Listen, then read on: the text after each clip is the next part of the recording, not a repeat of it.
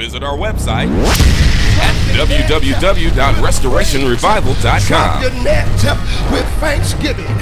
Drop your net with joy in your life.